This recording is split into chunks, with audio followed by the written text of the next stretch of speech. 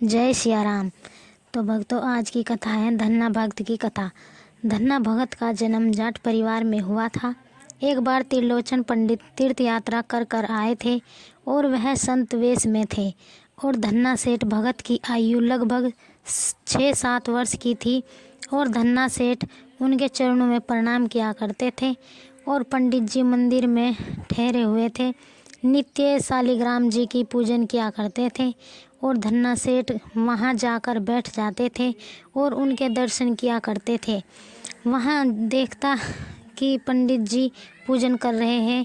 कुछ दिनों बाद जब पंडित जी जाने लगे तो धन्ना जी ने कहा कि अपने ठाकुर जी हमें देकर जाओ। पंडित जी बोले कि तुम बालक हो, तुम सेवा नहीं कर पाओगे। धन्ना जी ने कहा, हम सब सेवा करेंगे, पर ये ठाकुर जी हमें देकर जाओ। पंडित जी ने मना कर दिया। धन्ना जी जिद करने लगे। धन्ना जी के माता पिता ने कहा कि हम खेती करते हैं और यह काम ब्राह्मणों का ही है। धन्ना जी जिद कर अड़े रहे। गांव वालों ने कहा, अब पंडित जी क्या करें।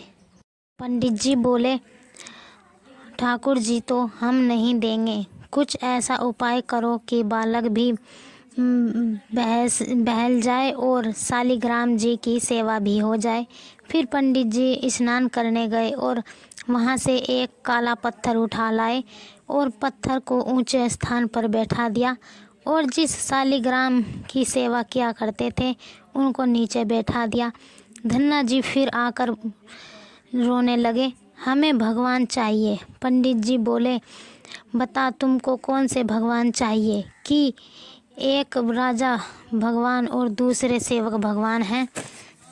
जो नीचे बैठे हैं वो सेवक भगवान और जो ऊपर बैठे हैं वह राजा भगवान हैं।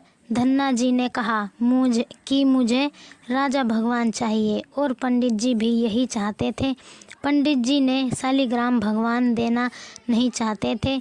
धन्ना जी ने वह पत्थर ले लिया और उनको ही शालिग्राम भगवान मानकर सेवा पूजा करने लगे। धन्ना जी ने पंडित जी से कहा, भगवान को भोग लगाए बिना भोजन मत करना।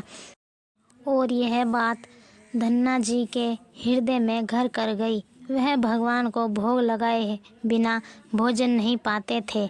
तो यह थी सेठ धन्ना जी की कथा। हरे कृष्णा भक्तों, आगे की कथा सुनने के लिए चैनल को सब्सक्राइब अवश्य करें। राधे राधे।